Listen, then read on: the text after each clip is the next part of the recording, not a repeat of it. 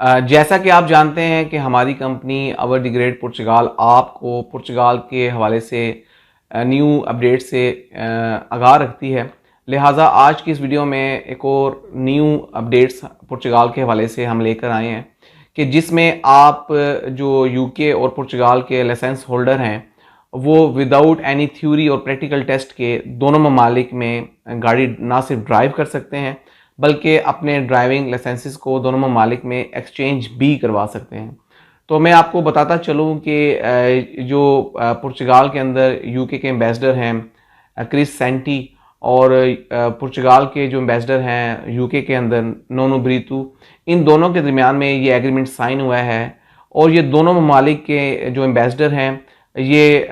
Foreign Commonwealth and development office London में मिले हैं जहां पर इन्होंने ये एग्रीमेंट साइन किया है। तो इस नए कानून के तहत अब विदाउट एनी थ्योरी और प्रैक्टिकल टेस्ट के दोनों ममालिक के जो ड्राइवर्स हैं वो दोनों ममालिक में ना सिर्फ फ्रीली गाड़ी ड्राइव कर सकेंगे बल्कि अपने ड्राइविंग लाइसेंसेस को भी कन्वर्ट भी करा सकेंगे। तो सिर्फ ये करना होगा कि जो लोग पुर्तगाल के ड्राइविंग लाइसेंस होल्डर हैं वो यूके में अगर हैं और उनकी एज 70 ईयर्स हो गई है तो उनको अपना लाइसेंस जो है वो लाजमी तौर पर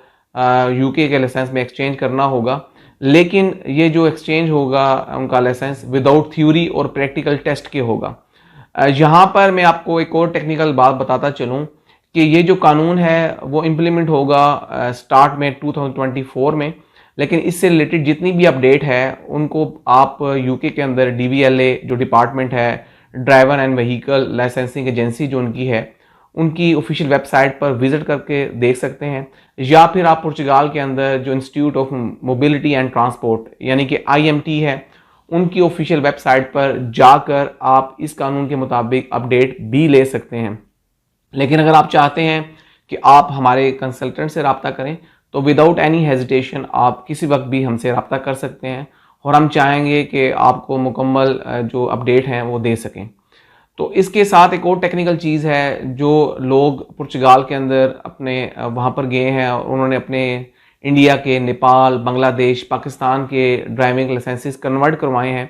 आया ये कानून पर लागू होगा या नहीं होगा, इसका जो है वो जवाब इंशाल्लाह ताला कमिंग मंथ्स में हमें मिल जाएगा। लेकिन अगर नहीं होता तो उसका टेक्निकल सलूशन मैं आपको ये बताता हूँ कि वो लोग जिनके पास जिन्होंने अपने लाइसेंसेस जो हैं वो पुर्तगाल के अंदर कन्वर्ट करवाए हैं अपने कंट्री से, पाकिस्तान, इंडिया, नेपाल, बांग्लादेश के लोगों ने, वो पुर्तगाल के अंदर एक आसान जो टेस्ट है ड्राइविंग का BE, तो आप अपने ड्राइविंग लाइसेंस पे देख सकते हैं BE, ये वो आसान कैटेगरी है कि जिसके अंदर आप अपनी स्मॉल कार के अंदर एक